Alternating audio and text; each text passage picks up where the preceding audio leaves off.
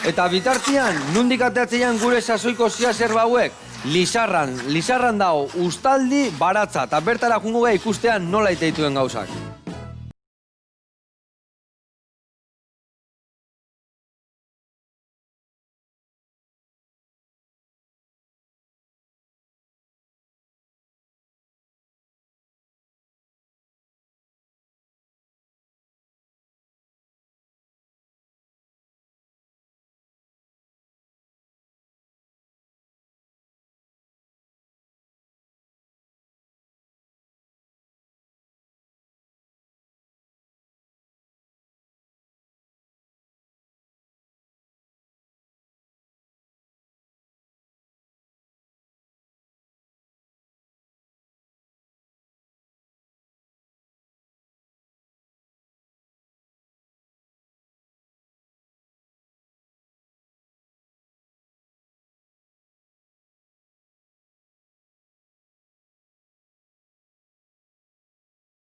Saskiak eta egiteko.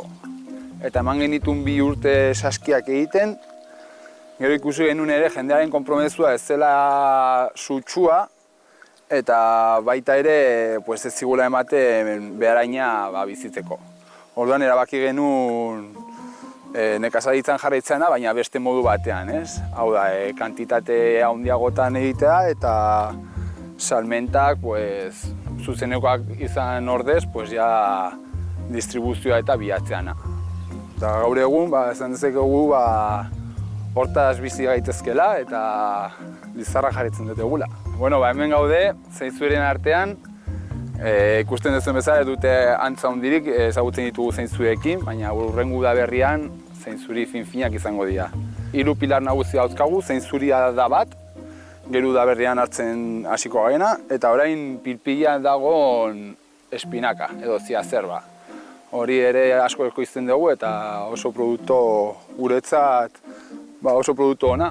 Azkenan daukagu salmenta nahikoa eta joango da ikustera, Venga.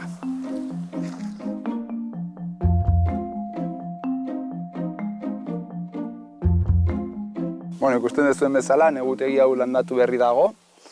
Esatea, udana ekoizten dugun guztia ekologikoan ekoizten dugula, hau da, inongo produktu kimikorik gabe, ez abono, herbicidas o fungicidas.